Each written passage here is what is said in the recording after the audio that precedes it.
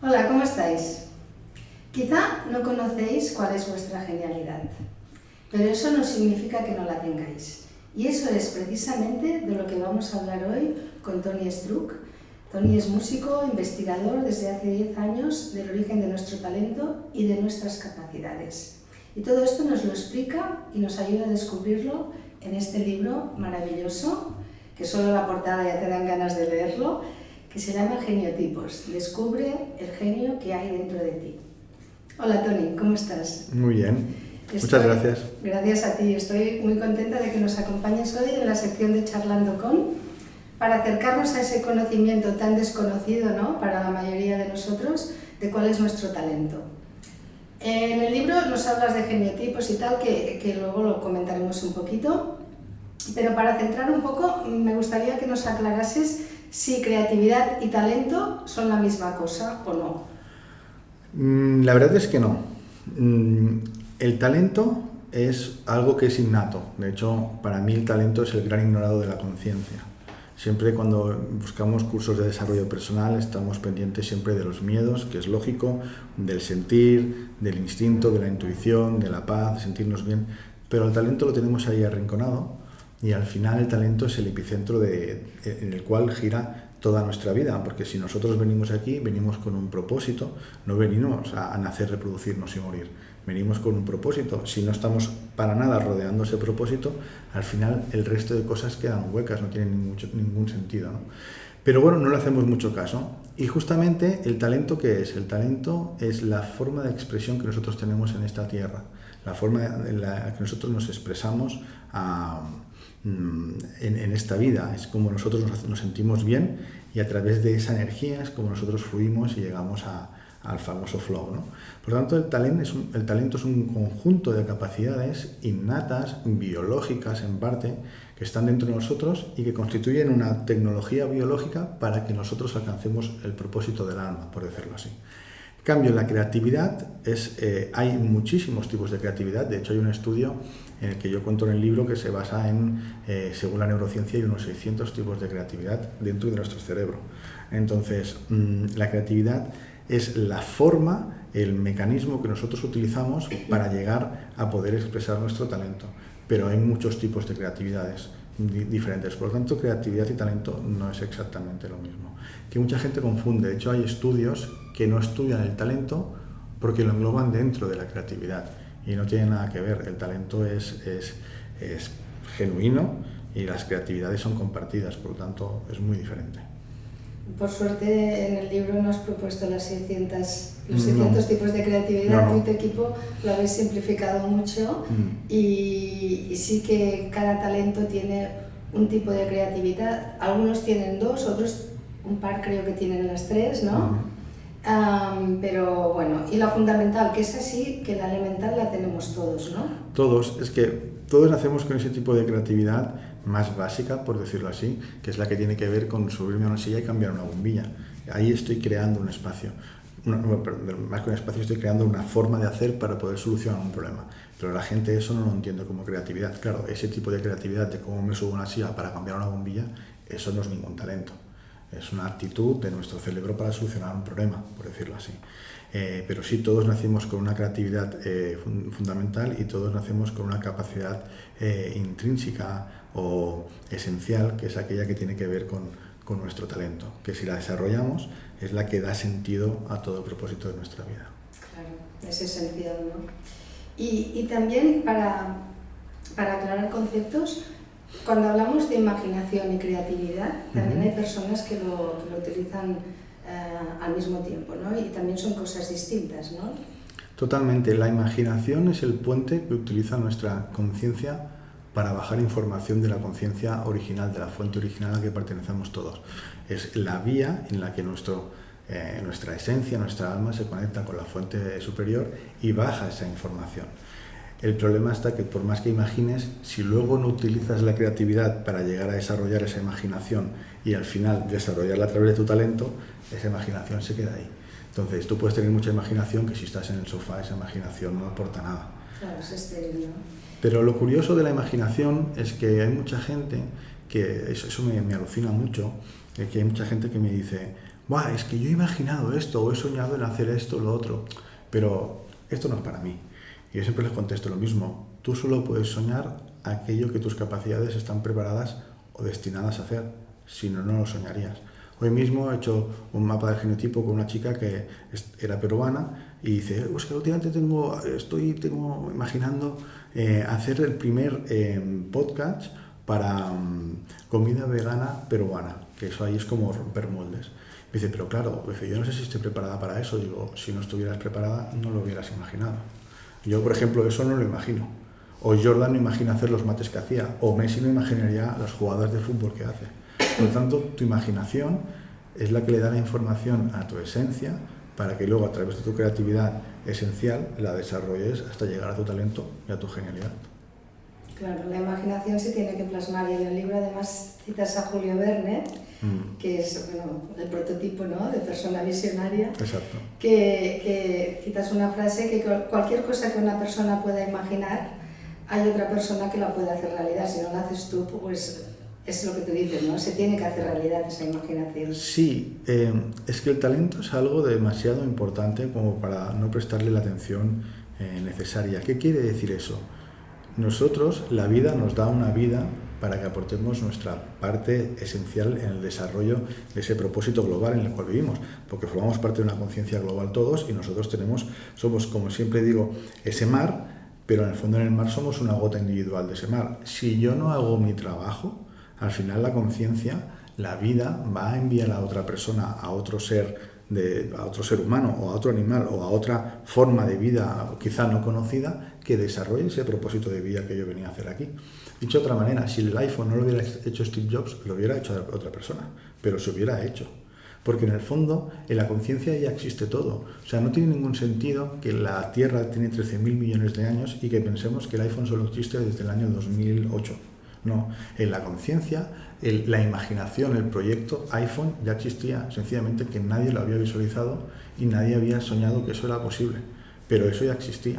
Es como, o sea, en el 1950, antes de que se inventara, o sea, cuando ya existía el teléfono, el iPhone ya existía, sencillamente que nadie lo había visualizado. No sé si me explico. Entonces, si tú no haces tu parte, como decía en la referencia que tú me has hecho, si tu imaginación no la haces real, no la traes a la tierra, bueno, alguien lo va a hacer porque la conciencia necesita de ese trabajo que tú vienes a hacer aquí.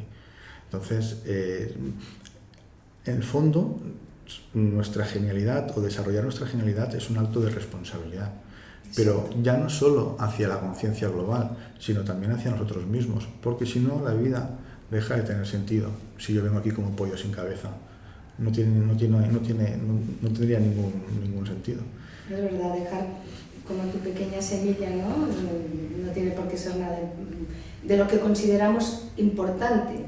En la sociedad consumista puede ser una persona que tenga un talento innato pues para cosas que desde el punto de vista de otra persona son sencillas, pero son súper importantes, ¿no?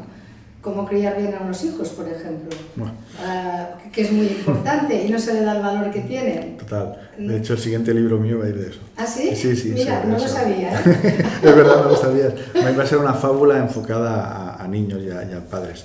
Pero totalmente de acuerdo. Es que el talento se ve como asociado a la fama o a la magnificencia y nada que ver. Tú y yo aquí estamos compartiendo lo que tú estás haciendo y esto pues está perfecto como está, no necesita mucho más, ¿no? Al final, cuando tú estás en tu talento, puede ser que te llegue la fama como consecuencia de lo que estás haciendo. Claro. Pero lo que acaba sucediendo es que mucha gente no hace esto que estás haciendo tú, que puede parecer muy minimalista, por decirlo así, porque considera que no tiene ningún valor. Entonces observa, si yo no le doy valor a esas cosas que a mí se me dan bien hacer, no tiene sentido, porque justamente si a mí se me dan bien hacer o son fáciles para mí, es porque tengo las capacidades para hacerlo. Si Messi hubiera dicho, bueno, es que a mí se me da bien jugar al fútbol, pero no lo voy a hacer porque al fútbol juega cualquiera, Messi no hubiera llegado a ser Messi. Pues hay mucha gente que toca un instrumento perfecto y dice, bueno, pero es que para mí no tiene ningún mérito porque yo sé tocar la guitarra. Bueno, para ti sí, pero para los restos que no saben tocar la guitarra, eso tiene mucho valor. Y ese es uno de los grandes fallos. Cuando mucha gente me dice, es que yo no encuentro mi talento porque nada se me da bien, entonces empiezas a hablar con ellos y dices, no, esto se me da bien, esto sí, pero esto no tiene ningún valor, no tiene ningún mérito. Entonces, fíjate, nosotros mismos le restamos valor a aquello que nos está bien. No tiene ningún sentido. Es que si se te da bien, es porque estás preparado para eso. Es como si un pájaro no le diera valor a volar. No, es que ha venido a eso. Si imaginamos con lo que nos gustaría volar a nosotros, exacto, pues eso mismo. Entonces, yo soy pájaro, vengo aquí a volar, pero como eso para mí no tiene ningún valor, oye, pues me quedo todo el día en tierra sin volar, porque no tiene mérito, ¿no? Justamente, tienes alas, pues es lo que has venido a hacer, claro, pues es lo que tienes que hacer. Pero entendemos siempre por la educación a la que estamos sometidos, siempre entendemos que para llegar a algo lejos tiene que haber sufrimiento, guerra, batalla, dolor, romper creencias y nada que ver, la vida no es eso. Y ahora que hablas de la educación, lo podríamos enlazar con el tema del sistema educativo actual, ¿no? Que en líneas generales, no por falta de interés del profesorado, porque a mí los profesores en general, los que he conocido con mis hijos sobre todo, han sido personas muy entregadas, sino porque faltan recursos a nivel escolar, pero el sistema educativo está muy enfocado a los contenidos, al conocimiento, a la parte intelectual, pero no a trabajar todo lo que es esa parte menos tangible, por decirlo de alguna forma. Y ahora tú estás dando charlas y... Sí, es bastante sorprendente. Aquí hay varios puntos que podríamos tocar. Estoy de acuerdo contigo que muchos profesores son profesores de raza, nativos. Exacto.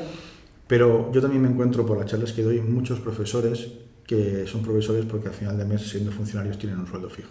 Ya, bueno, hay de todo, como en todo, ¿no? Exacto, pero a lo que me refiero a eso no es por el hecho de atacar y señalar, sino es el hecho de cuando tú no conoces tu talento y tus capacidades, y al final, como estás sometido a un sistema, que todos estamos metidos al sistema, llega un momento que tienes que plantear, bueno, pues tengo que trabajar de algo y tengo que hacer una carrera.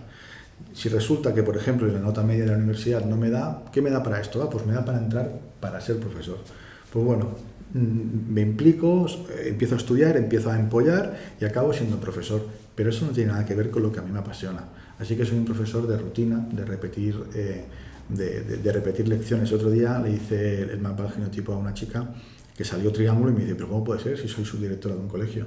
Digo, bueno, ¿pero a ti te gusta dar clases? Y dice, bueno, se me da bien porque como se me da bien hablar, digo, claro, como triángulo se te da bien hablar, pero ¿a ti te apasiona dar clases?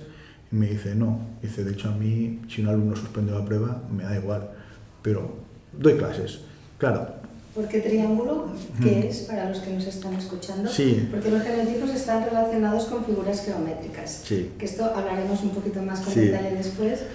Triángulo es el genotipo que sus capacidades justamente es el de los pocos que tienen las tres creatividades innatas que hay, que son la creatividad artística, la creatividad intuitiva y la creatividad analítica. Entonces, el triángulo tiene el don de la empatía, el don de la asertividad, es decir, es el gran agente comercial, el agente, bueno, el vendedor innato, el gran conferenciante, el ponente, y cuando está en sombra, para decirlo así, básicamente es el gran manipulador, o sea, políticos, etcétera, etcétera, etcétera. Entonces, triángulo es el que comunica, el que vende, el que sabe hacer el que hace que un mensaje llegue. Entonces, cuando un triángulo está empoderado,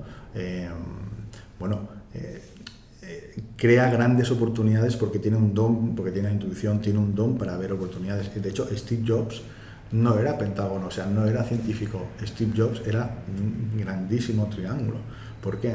Porque él observaba que había una necesidad en el mercado y él te generaba esa sensación de que tú necesitabas comprarte ese iPhone, que ese iPhone era necesario, tenía esa visión de ver lo que faltaba en el mundo, empatizaba, oye, esto en el mundo hace falta, y os proporciona el iPhone, pero luego él tecnológicamente ni era ingeniero, ni era informático, ni era nada, y es un hombre que revolucionó el mundo de la música con el iPod, revolucionó el mundo de la comunicación con el iPhone, y el mundo de la informática con el iMac, pero él no era inventor no tenía ni idea de tecnología, pero tenía una visión suficientemente amplia como para entender qué faltaba en ese mercado y cómo tenía que comunicar ese hueco. De hecho, es famosa su conferencia en YouTube que dio cuando hizo una charla a una universidad.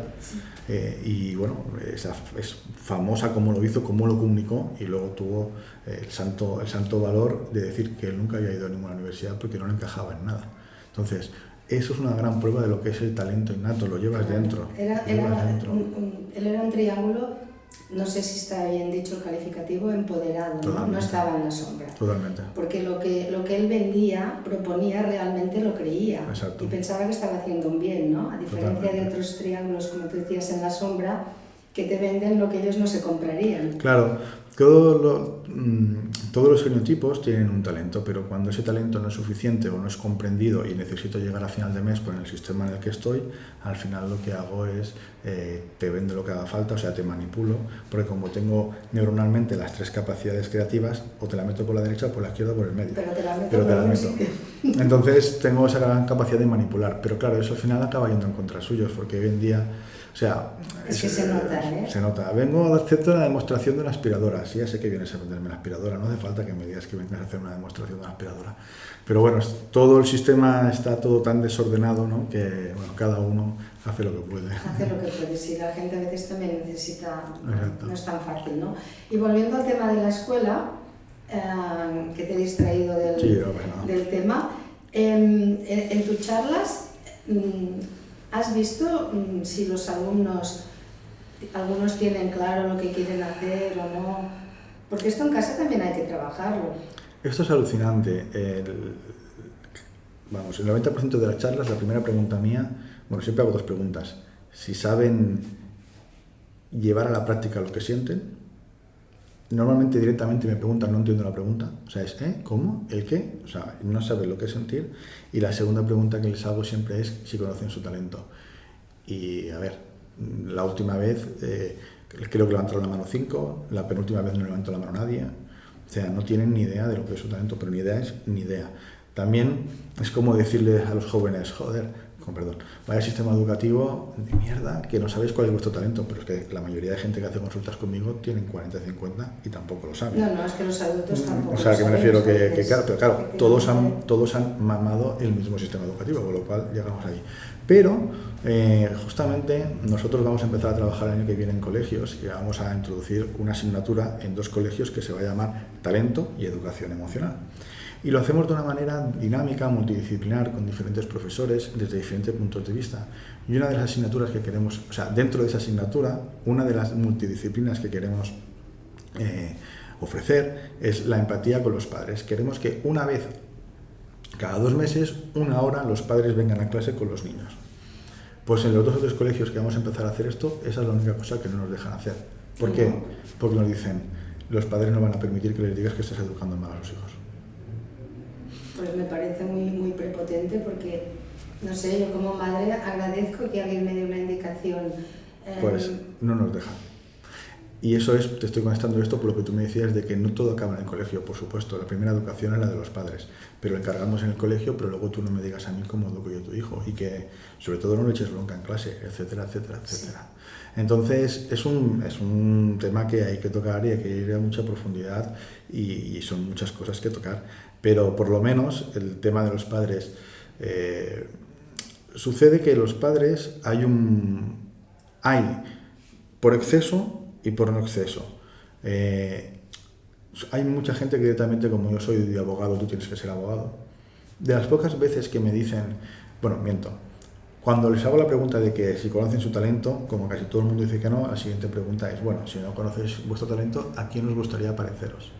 Y mucha gente, muchos chavales dicen a mi padre, a mi madre.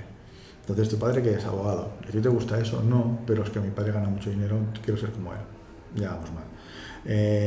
Otros, por ejemplo, que quieren ser artistas y llega un momento en que la línea es, o sea, estoy observando, y lo estoy observando casi te diría que preocupado, que la línea es muy fina por culpa de esta educación que desde que somos pequeñitos nos educan en el miedo. Porque el otro día había una chica que se me puso a llorar en clase porque ella tenía claro de toda la vida que quería ser cantante. Y de hecho se puso a cantar en clase y cantaba fenomenal. Y le dije, bueno, pues lo tienes tan claro, ¿qué ha sucedido? Digo, ¿qué pasa? ¿Que tus padres no te apoyan? Y dice, no, si mis padres me apoyan. Digo, bueno, pues entonces, ¿qué pasa? Y me dijo, no, es que hace poquito mis padres hablaron conmigo y bueno, me dijeron que el mundo de la música es un mundo difícil, que ellos me iban a apoyar en todo, pero que yo intentara mirar otros campos para ver si había una cosa más que me gustara. Claro, yo como padre veo que el consejo no está mal dicho tampoco, o sea, oye, tal. No está mal. Pues eso ya desde ese momento que le dijeron a sus padres, la niña ya entró en miedo y en la duda, porque dice, ¿y si me estoy equivocando? ¿Por qué? Porque mis referentes me están diciendo que mire otras cosas por si acaso. Si por si acaso me estoy equivocando, entonces claro, dices, ostras, tampoco lo han hecho mal los padres. Pero también es verdad que le introduce la duda a la niña. Entonces dices, es que es muy complicado. Es muy complicado. Ser padre o madre es muy complicado. Yo, la que tengo 2 años y medio. Ya, pues ya verás. Y a medida que creces es más complicado y aunque quieres hacerlo muy bien, siempre te equivocas en algo. Sí. Eso es así. Sí. Pero bueno, ¿sabes qué sucede? También es que, fíjate, esto es una idea un poco... Yo de radical tengo 0. Pero hay 2 o 3 ideas que soy un poco radical de ellas. Y te voy a decir una de ellas y voy a compartir. Y espero que nadie se moleste. En esta vida hacemos exámenes y controles para todo. Para conducir. Para, para entrar a la universidad. Para dar clases. Para no sé qué. Damos exámenes para todo. Pero para ser padre no. Y quizá la responsabilidad más complicada que tenemos en esta vida es ser padres. Y fíjate que los niños o los hijos nacen sabiendo, es lo que yo me he dado cuenta, que yo a los 3 meses me dije, ya me di cuenta que ella es mejor hija que yo padre, pero por un motivo básico, ella sabe ser hija y a mí nadie me ha enseñado a ser padre, no tengo ni idea. Entonces, claro, si tú emocionalmente no estás bien, no estás conectado con tu propósito de vida, no sabes cuál es tu talento, haces lo que puedes para llegar a final de mes, pues haces lo que puedes con el hijo según va y según viene. Y claro, depende del estado de conciencia que tengas, esto al final también al niño tal. El otro día en una clase había una que quería ser, bueno, es que no lo voy a decir, pero quería ser prostituta, porque su madre era prostituta. Y es el ejemplo que tenía en casa. Pero es que tenía otro que quería ser como Pablo Escobar, porque su padre estaba en la cárcel porque había matado a gente y a él le parece normal matar a gente. Entonces, claro... Sabes que el entorno marca, ¿no? Y llega un momento que a lo mejor eres capaz de desvincularte, pero mientras eres pequeño no puedes y estás ahí. Entonces es muy, muy, muy, muy complicado. Bueno, a ver, para centrarnos en el tema y cerrarlo, la educastración, exactamente, ¿qué es en tu punto de vista? Pues mira, cuando empecé con este proyecto, uno de los mentores, o mejor dicho, referentes, fue Sir Ken Robinson. Fue nombrado Sir de lo que él dominaba de la educación, ¿no? Con lo cual era un referente a tener muy en cuenta. Y él relata que la educación es la misma desde el año 1789. Así que esta educación nació en un momento de revolución industrial donde lo importante era saber o leer o sumar, porque es la industria que había en ese momento. Bueno, pues casi 300 o 400 años después estamos en el mismo sitio. Entonces, como antes comentabas tú, las partes de humanidades, las partes humanísticas no se desarrollan. Es más, hace muy poquito que he escuchado que van a suprimir filosofía. Sí, me quedé alucinada. Entonces, cada vez es más... Y además, un partido de izquierdas lo propuso, creo. Sí, imagínate. Bueno. Sí.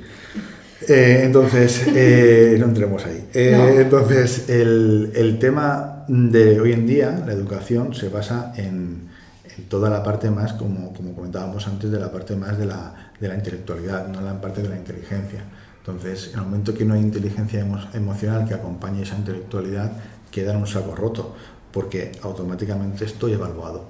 Si yo vengo aquí a ser un gran músico y matemáticas saca un 5 y el del lado mío saca un 8, ya me estás generando competencia, frustración y ya estás castrando mi capacidad de ser músico, porque como solo soy un 5 en matemáticas, me estás haciendo el abanico de posibilidades de mi vida muy pequeño, porque ya no soy tan bueno como ese, entonces me empiezo a frustrar y todo esto lo complica todo. Así que el fenómeno de la castración es, bueno, el capar, el formatear nuestras habilidades originales y hacernos copias vulgares los unos de los otros, porque como a todos nos enseñan igual, todos haremos lo mismo. Fíjate qué sentido... Es como, tú imagínate que tú vas a un colegio y te encuentras una gallina, un ciervo, un león y un tigre y a todos les enseñan lo mismo. Y es que la gallina nunca va a correr. No tiene sentido, pues a nosotros nos hacen todos iguales, entonces no tiene ningún sentido y por eso no... La castración viene de ahí, ¿no? De que no podemos desarrollar lo que somos de forma genuina y eso es lo que al final nos acaba afectando y es lo que hace que mucha gente no sé qué viene a hacer aquí. Algo estamos haciendo mal. Claro, yo creo que por eso también la gente, aparte de la época que nos ha tocado vivir ahora últimamente, ¿no? Que no estábamos preparados para esto, pero también hay tanta ansiedad, depresión, frustración, porque si tu vida no tiene un sentido, es lógico que acabes teniendo una depresión o una frustración, ¿no? Sí, porque una de las cosas que propone el talento, por eso siempre digo que tiene que ser el epicentro de nuestra existencia, el talento solo puede ser en presencia. yo no puedo estar charlando contigo mañana. Tú no me puedes hacer esta entrevista ayer, solo me la puedes hacer ahora. En este momento yo no estoy pensando ni en las croquetas que tengo que cocinar esta noche, ni en el problema que tuve ayer. Yo solo puedo estar ahora contigo ahora. Entonces, en ese momento que estoy contigo ahora, estoy en acto de presencia. Ahí no cabe la depresión ni la ansiedad, porque la depresión es exceso de pasado, la ansiedad es exceso de futuro. Exacto. Entonces, en el momento que yo estoy en presencia, gracias a desarrollar mi talento, todas esas enfermedades que tienen que ver con la imaginación de un tiempo no existente, porque el tiempo, si no te lo imaginas, no existe. O sea, el futuro solo te lo imaginas en tu mente y el pasado te lo imaginas en tu mente. Así que el talento, en el momento que tú lo ejerces, consigues estados de microiluminación. Hay mucha gente, muchísima, cuando yo toco el piano, por ejemplo, a veces se me pasan 2 horas y no me doy ni cuenta. O sea, en el flow, ¿no? En el flow. ¿Cómo consigo que 2 horas de tiempo pasen volando y no me doy cuenta? Pues porque estoy ejerciendo lo que me apasiona, lo que he venido a hacer aquí. Entonces, toda mi tecnología se conecta para ese estado de flow que estoy consiguiendo. Ahí no hay ansiedad, no hay depresión, no hay problemas, solo hay pura presencia. Así que el archifamoso aquí y ahora que parece tan imposible, lo único que tengo que hacer es hacer mi talento. ¿Qué es lo que he venido a hacer aquí? Pero claro, si no lo conozco, pues todos son problemas. Porque mi mente se tiene que ocupar de cosas que no son irrelevantes, pero que les doy la suficiente importancia porque me siento tan vacío que me tengo que llenar de algo. ¿De qué me lleno? De los problemas de mis hijos, de mis padres, de mis madres, o de que quiero una casa más grande, o que quiero un coche de color rojo.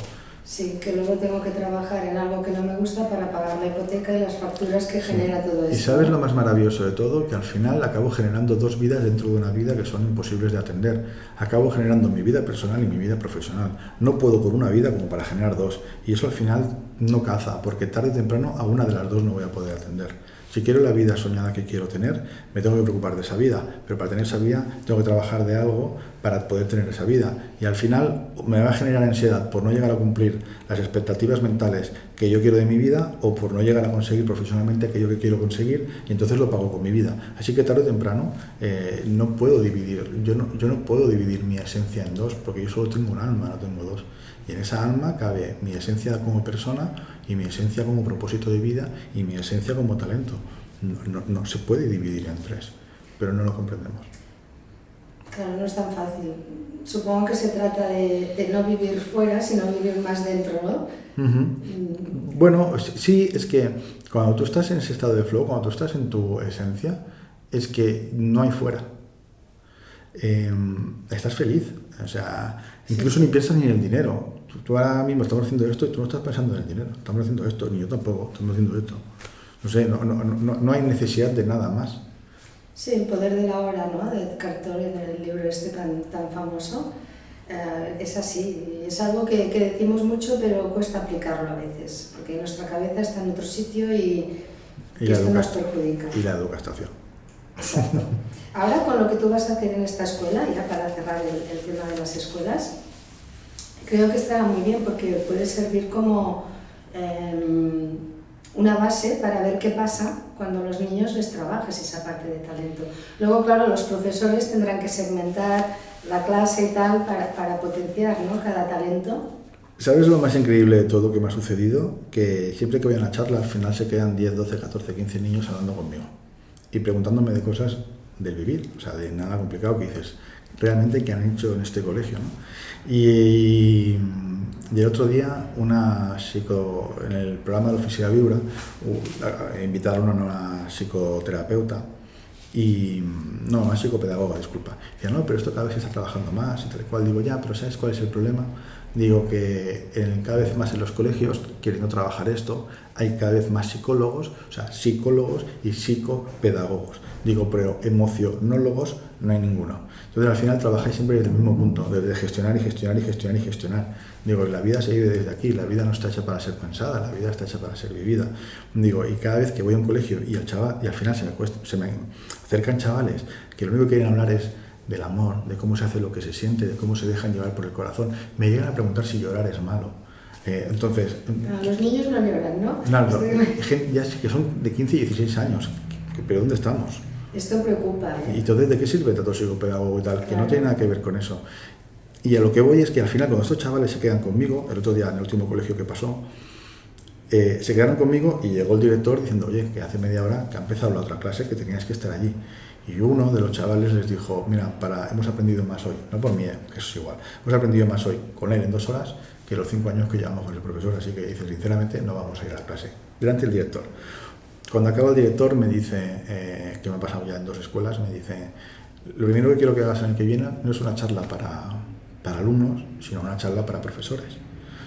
Y fíjate la ironía de la vida, que yo no tengo ningún estudio, yo no estudié en una carrera porque nada conectaba conmigo en ese momento, porque al ser el IPSE soy más creativo, y al final yo tengo que enseñar a gente que ha estudiado una carrera, que teóricamente eso está arreglado, está intelectualizado. O sea, esas personas se han intelectualizado en enseñar a otras personas y yo les tengo que hacer una charla a ellos para enseñarles a enseñar, para empatizar con los alumnos. No tiene ningún sentido. No tiene, pero claro. Y está mal el sistema educativo de base en la universidad misma, o sea, no es que ya viene desde parvulario, ¿no? Entonces, si alguien tiene una carrera de enseñar a educar, les tiene que decir a ellos cómo tienen que enseñar a educar para empatizar con ellos, es que esto no vamos a ningún lado. No vamos a ningún lado. ¿Qué es lo que sucede? Que como decíamos antes, no funciona. Hendrix decía, no Jimi Hendrix, Howard Hendrix decía que la enseñanza que tiene futuro, la enseñanza que deja huella, es la que se hace de corazón a corazón y no de cabeza a cabeza. Y hoy en día la educación sigue siendo de cabeza a cabeza y no de corazón a corazón, porque me da igual lo que sientes, tienes que estudiar. Sí, tienes que probar y tienes que saber de estos contenidos. Bueno, esto da para 3 charlas. ¿Qué te parece? Pues ahí así entramos un poquito en los geniotipos. Venga. Y comentas un poquito las particularidades de cada uno principales para que las personas que nos escuchan sepan un poquito de qué va. Te iba a hacer la broma esa de yo he venido a hablar aquí de los geniotipos. Exacto. Los geniotipos, bueno, los geniotipos son 9. Estos 9 geniotipos son los 9 mapas de talento que comprenden todas las capacidades que nosotros tenemos para desarrollar nuestro talento. Entonces, cada geniotipo constituye un tipo de creatividad, un tipo de conectividad y un tipo de capacidad perceptivo-motriz, por decirlo así. Entonces, eso es innato y tal como tú los desarrolles, acabarás teniendo el propósito de vida que has venido a hacer aquí y si lo desarrollas de una forma auténtica acabarás siendo un genio. De aquí la palabra geniotipo, que no es otra cosa. Un genio no es otra cosa que aquella persona que desarrolla su talento de una forma auténtica. Es muy fácil de ver con futbolistas. Hay millones de futbolistas, pero los que destacan, no lo hablo por más fama, sino los que destacan son aquellos que juegan al fútbol como los demás, pero de una forma genuina. Entonces, contra más te acerques al conocimiento de tus capacidades, más auténtico, más genial y más genuino serás. ¿Por qué? Porque conectas con la fuente. ¿De dónde viene el talento? De la pasión. Pasión, ¿de dónde sale? Del corazón. Por lo tanto, contra más te acerques a aquello que te apasiona, más cerca estarás del corazón. Y el corazón es la puerta al origen, a lo genuino.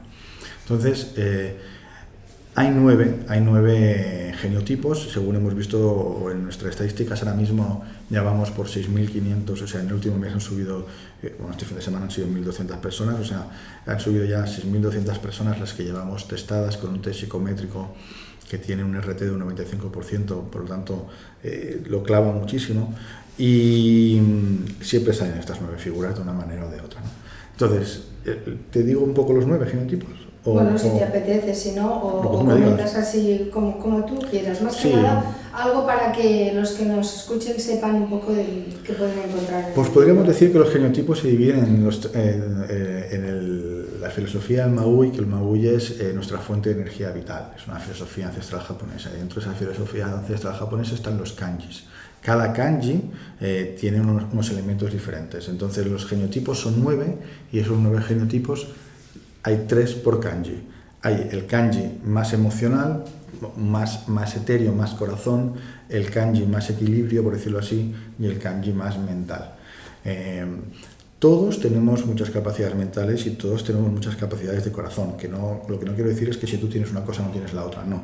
Sencillamente, y esto es muy fácil de entender, todos somos humanos, pero yo tengo más pierna, tú menos pierna, más pelo, menos pelo, más gordo, más flacos. Todos somos diferentes. ¿Por qué? Porque todos desarrollamos algo en nuestro cuerpo diferentes a los demás. Pues dentro de nuestro cerebro todos tenemos lo mismo, pero hay unas capacidades que están más desarrolladas que otras. Es lógica aplastante, por decirlo así, ¿no? Pues bien, En el kanji más mental, de las capacidades más mentales, que son los que tienen una capacidad creativa más analítica, está cuadrado, pentágono y rectángulo. Cuadrados son los gestores, los que les da bien las leyes, el tema de abogados, el tema de la administración, son los que vienen un poquito a poner orden en el mundo y a gestionarnos, ¿no? Luego están rectángulos, son aquellos que vienen a trabajar en trabajos que los demás nos cuesta, o sea, son grandes segundos de a bordo, o sea, son geniales vicepresidentes, por decirlo así, y hace falta esas personas que saben estar en un segundo plano, pero que necesitan poner esa estructura, ¿no? Entonces, pues, desde barrenderos a carpinteros, a logística, a funcionario, todo ese tipo de cosas. Y luego también dentro de ese kanji más mental está pentágono, que es el científico. El Einstein de turno, el Edison de turno, que son esas personas que utilizan todo ese conocimiento, toda esa fase de análisis para proponer nuevas cosas.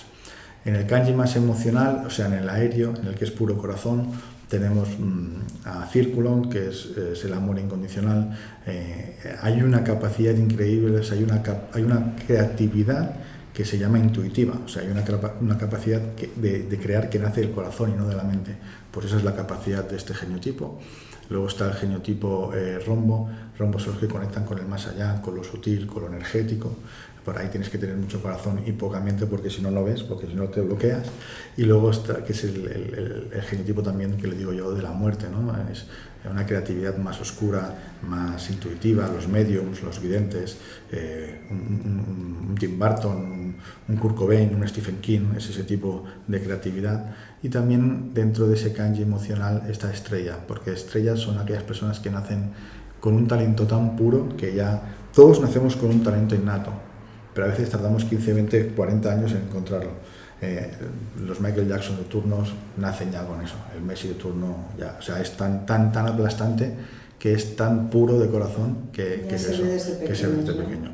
Y luego está el kanji más equilibrio, que necesitan las dos partes, un equilibrio, un balanceo entre lo que es la mente y el corazón, como es elipse, que son los creativos, puros y plásticos, o sea, creatividad desde el punto de vista de la belleza. Luego está el geniotipo infinito, que son también aquellas personas que buscan siempre nuevas formas de entender la vida, de comprenderla. Es un Buda, es un Sergi Torras hoy en día. Y luego están los triángulos, que es lo que te decía antes, son los que dominan las tres capacidades, pero que también tienen esa capacidad de empatía y de manipulación, con lo cual están en el 50%. Para que nos entendamos, ya que estamos hablando de gente del mundo de la conciencia actual, un gran triángulo sería un Borja Vilaseca de la vida, un infinito sería un Sergi Torras. Mira, voy a poner un ejemplo de cada uno así, de gente que seguramente tu gente de los podcasts escucha. Hemos dicho un elipse hoy en día contemporáneo sería pues cualquier artista, un Gerard Quintana sería un buen elipse. Un círculo, nuestro amigo Francesc Miralles, pero así de grande. Sí. O sea, le sale el círculo por todos lados. Bueno, más o menos estos serían los genotipos. Muy interesante. Y además, bueno, si lees el libro tienes la opción de... Hay un QR que puedes acceder a hacer el test. Exacto. Y te da una idea bastante aproximada de cuál es tu genotipo, ¿no? Sí, y decir que bueno, hay un genotipo matriz, que es uno de estos, pero luego están los ascendentes, porque cada genotipo tiene dos ascendentes. Porque claro, ahora que estás diciendo todo esto, ¿hay genotipos puros o lo que tú dices? Luego tienes ascendentes y tienes otras conexiones, ¿no? ¿Puedes tener un poco de diferentes genotipos? Desde la verdad absoluta no te lo puedo contestar, te lo puedo contestar desde la investigación, y desde la investigación no. O sea, no hay porque, por ejemplo, sin irte más lejos, Francesc Miralles, que ha hecho también el test y tal, él le sale 90 y pico % círculo y un 80 y pico % infinito. Entonces él se dedica a esa forma de ayudar desde el corazón, pero para todo el tema del autoconocimiento, como con elipse, que es creatividad a través de libros. Entonces esa combinación de esas tres cosas, eso es Francesc Miralles. Entonces siempre suele ser una combinación de 2, 3, 4 elementos, más los principales puntos de tu carta natal, el horóscopo, la luna y tu ascendente. Todo eso marca el mapa del genotipo. Porque suele suceder muchas veces, por ejemplo, el mismo Francesc Miralles es un ejemplo, se va a enfadar. Francesc no tengo nada. Francesc es todo corazón, pero a veces mentalmente tiene, como todos, tiene sus creencias. Pues ahí descubres que es Virgo, esa parte de tierra, a él le marca mucho, ¿no? Y esto me sucede mucho en los mapas del genotipo, que hay mucha gente que es súper sutil, pero que luego tienen un Virgo con ascendente Tauro y Luna en Capricornio. Entonces es como están en esa batalla de, yo quiero ser muy creativo, pero a la vez tengo que llegar soy muy responsable porque y muy empeñado en llegar a final de mes y mi familia va primero. Entonces, bueno, están en esa batalla que es un quiero y no puedo. Entonces, esos 2 puntos. ¿Por qué esos 2 puntos? Porque los 2 puntos energéticos que marcan nuestra vida son el genotipo, es decir, la forma de energía en la que yo vengo a expresarme, y cómo están los astros en el momento que yo nazco. Esos 2 puntos energéticos son lo que acaban determinando nuestra vida. Y ese es el estudio que hacemos. No es nada fácil. No es fácil. O sea que, resumiendo, a ver si lo he entendido bien, lo ideal sería que viviésemos en coherencia con nuestro genotipo y teniendo unas relaciones positivas con nuestro entorno, o sea, algo que esté ese equilibrio, ¿no? Y con lo que hemos venido a hacer y realmente hacemos. O sea, no simplemente soy buen músico y toco, no, tienes que cuidarte de todo lo demás que te rodea, ¿no? Sí, pero es que en el fondo eso que parece tan complicado es súper sencillo, se llama armonía. Sí. Tú te imaginas, es que a veces si tú lo extrapolas a otros campos y lo exageras, te das cuenta de que, o sea, del sin vivir o del mundo loco en el que estamos. O sea, tú te imaginas, vuelvo a lo de antes, a las abejas al mes de hacer miel intentando hacer, ¿cómo se dice? Intentando hacer nidos, los pájaros intentando, yo qué sé, hacer miel, los elefantes intentando cazar mosquitas y los tigres intentando hacer manicura, no tiene ningún sentido, por nosotros hacemos eso. Entonces, claro, los tigres, los animales tal y cual, ya no se preocupan en si la relación es positiva, es que sencillamente hay armonía. Es que observa, y seguro que todos hemos visto documentales de animales, y hemos visto esa cebra que le persigue el león o un tigre y la cebra pues escapa para que no le cacen, pero que una vez ha conseguido escapar del león, que la quiere matar para comérsela, sigue comiendo. O sea, no está todo el rato, uy que viene el león, uy que viene el tigre, no, ya no está el león, sigo comiendo. Se acabó el pasado, estoy en presencia. Nosotros estaríamos, uy que viene el león, uy cuidado, el miedo, uy que tal y cual, uy de este me desconfío, porque este tiene cara de león, me voy a desconfiar de este. Y entonces no tiene ningún sentido nada. Porque como siempre tenemos que vivir por la castración con un objetivo de competir contigo, que es lo que me han enseñado desde el principio, para poder llegar a vivir y poder pagar los gastos de la época en la que estoy viviendo, al final mi objetivo pocas veces es puro y limpio. Porque si al final necesito vivir, es que si tengo que robar, te voy a robar, porque tengo que comer. Entonces es todo una descompensación, un desbalanceo, un desequilibrio absoluto. Y todo parte también de la no responsabilidad de lo que a mí me hace sentir bien. Si yo dedico mi vida no a lo que me hace feliz, de hecho cuando yo pregunto en el colegio ¿de qué queréis trabajar? ¿De lo que os hace feliz o de lo que os dé dinero? Todos es de lo que me dé dinero. Sí. Entonces ya da igual. En casa siempre les hemos dicho lo contrario. Y mi hijo precisamente me decía ayer, es que yo creo que nos habéis dicho demasiadas veces que tenemos que hacer lo que nos hace felices, porque luego la vida... Claro. Luego la vida, fíjate qué triste. Sí. Tu consejo es súper sabio y luego la vida parece que no tenga que ser así, porque la vida, claro, está gobernada por otros valores, pero cuando tú estás en tu talento, resulta que tú creas un microclima, un micromundo, que todo empieza a tener sentido. El problema es que, como decía la poetisa neoyorquina Erika Jong, el problema está seguir el talento hasta los lugares ocultos o oscuros a los que nos lleva.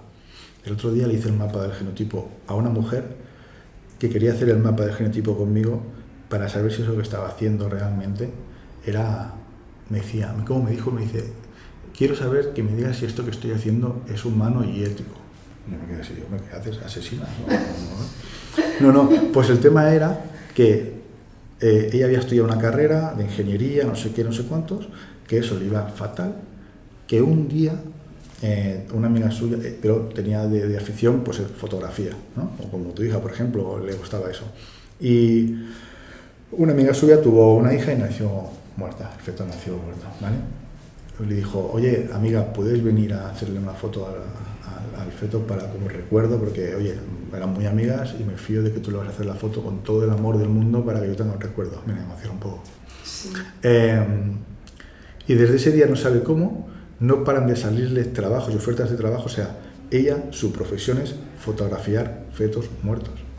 Claro, dice, ¿cómo puedo aceptar que mi trabajo, que mi propósito es este?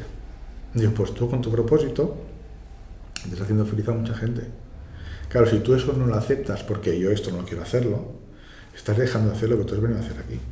Claro, pero es normal que ella en este caso tenga este... Pero pues no es normal porque en el mundo eso no es normal. Ya. ¿Dónde está el bien y el mal? ¿Dónde está lo normal? No, Lo que no es normal normal? no está ni mal ni bien, pero claro, yo lo Entonces, entiendo. pues a veces el talento te lleva a sitios.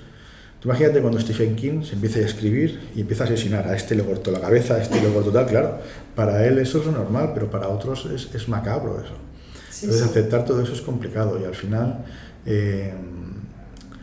el talento es, cuando tú lo aceptas, es tu mayor fuente de seguridad, porque por más que intentes un crecimiento personal, si no va acompañado de tus fortalezas y de tus seguridades, no hay nada que hacer.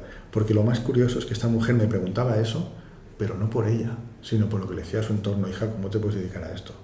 Pero ella se sentía feliz porque ayudaba a los demás.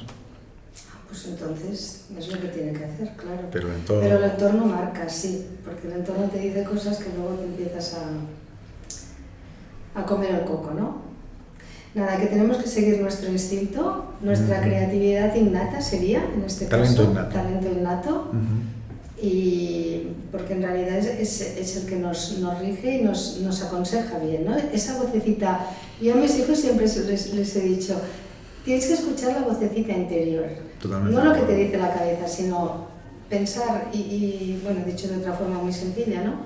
Pero yo creo que te dice lo que tienes que hacer, aunque no lo hagas, pero te lo está diciendo. Mira, esto es totalmente de acuerdo. Tú tienes hijos. Te voy a hacer una pregunta, te voy a poner a prueba. Ay. ¿Vale? Tienes 0,0 segundos para contestarme, o sea, no tienes que contestar lo primero que te venga a la cabeza. ¿Tú dudas que quieres a tus hijos? No. ¿Los quieres? Sí. Vale, pues la vida es esa. Porque ahí no cabe la duda, porque contestas desde el corazón. No hay duda. Mientras que la vida no sea eso, no tiene sentido. Porque la duda siempre la mente siempre va a dudar, porque su propuesta es proporcionarnos pensamientos que sean lógicos con lo que estamos pensando, y puede ser que esa lógica sea verdad o no sea verdad. En cambio, el corazón solo te puede dar dos respuestas, sí o no, porque si duda te da un infarto. Entonces, ¿por qué es tan fácil manipularnos como seres humanos? Por una cosa que se llama neuroplasticidad, que si yo durante 66 días te repito una idea, tu cerebro se la cree, porque crea un circuito neuronal para que esa historia forme parte de ti. Pero yo, por más que me empeñe, nunca voy a conseguir que dejes de querer a tus hijos, porque eso nace aquí. Pues eso que dices a tus hijos es lo mismo. Tenéis que escuchar lo que dice aquí, porque no se equivoca nunca. Pero nos enseñan a través de psicopedagogos y no a través de emocionólogos. Y así vamos. Pues ya lo sabéis, tenéis que escuchar más vuestra vocecita interior y no tanto a vuestra parte mental. Y, Toni, tendrías que acabar con alguna cita o con algo, y además me tienes que dedicar el libro. Pues vale. Hay una frase que a mí me tocó mucho, que cuando escribiste el libro, que se la escuché a Erma Bombeck, que justamente es una humorista, que nunca me esperaba yo que una humorista me dijera una frase que me marcara tanto. Y esa frase está en el libro y más o menos viene a decir algo así. Y es que el propósito de esta vida es que cuando el día que te mueras y estés frente a Dios, que puedas haber utilizado todas tus capacidades para así, cuando estés delante de Él, mirarle los ojos y decirle: usé todo lo que me diste. Oh. Así que yo creo que ese es el propósito de vida que Pues tenemos sí. que tener todos, darlo todo. Y yo por lo menos yo siempre digo, el día que me entierren, que pongan que me quiten lo bailado. Y ya Así está. es verdad. Así Aprovechar es. la vida que tenemos, ¿no? Exacto. Lo que dure. ¿Te firmo? ¿Me firmas? Venga, ya tengo el boli aquí preparado. Pues nada. Bueno, pues ya lo sabéis, podéis entrar en la página de Toni Struck, hacer vuestro test y conoceros un poquito más, que siempre es interesante. Yo todavía no lo he hecho, pero lo haré. Pero ya no. me he identificado con No, algunas cosas en el Sí. libro. Pues ya está. ¿Ya está? Ya lo tienes. Pues muchas gracias. A ti. Ha sido un placer y nada, a descubrir nuestro geniotipo. Ahí estamos. Muchísimas gracias. Me lo he pasado muy bien. Muchas gracias. Gracias a vosotros. Hasta la próxima. Chao.